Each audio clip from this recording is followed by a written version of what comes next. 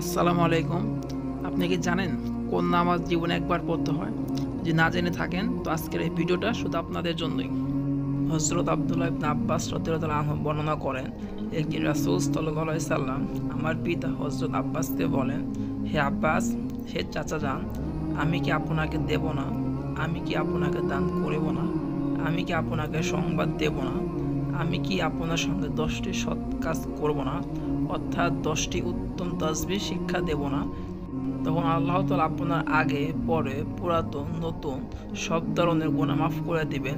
ইচ্ছাকৃত কিংবা অনিচ্ছাকৃত গুনাহ মাফ করে দিবেন। সগীরা ও কবিরা গুনাহ মাফ করে দিবেন। গোপন ও প্রকাশ্য গুনাহ মাফ করে দিবেন।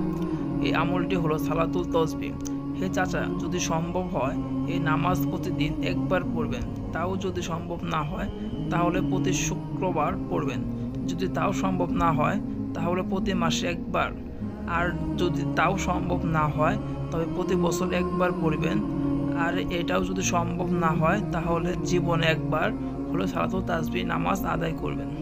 সালাতুল তাসবিহ নামাজ অন্য নফল নামাজের মতো হলেও একটু ভিন্ন।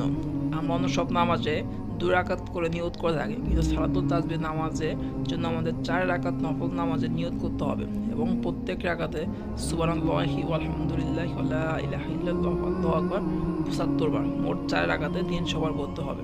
সর্বপ্রথম 4 রাকাত সালাতুল তাসবিহ নামাজে নিয়ত করব এবং তাকবীরে তাহরিমা বাঁধবো।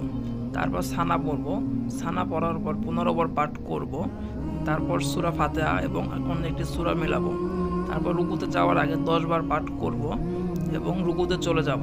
রুকু তাসবিহ পাঠ করা হলে তখন 10 বার পাঠ করিব এবং রুকু হতে সোজা হয়ে দাঁড়াবো। দাঁড়ানোর পর 10 বার পাঠ করিব। প্রথম সেজদার তাসবিহ পড়ার শেষে 10 বার পাঠ করব এবং সেজদা থেকে উঠে 10 বার পাঠ করব এবং দ্বিতীয় সেজদাতেও তাসবিহ পাঠ করার শেষে 10 বার পাঠ করব। এই হলো মোট 75 বার। প্রথম রাকাতে নেয় বাকি সম্পূর্ণ 4 রাকাত একইভাবে শেষ করতে হবে। তাসবিহ গণনা করার নিয়ম। এই নামাজে তাসবিহ গণনা করার ক্ষেত্রে খুবই মনোযোগী ও সতর্কতা থাকতে হবে।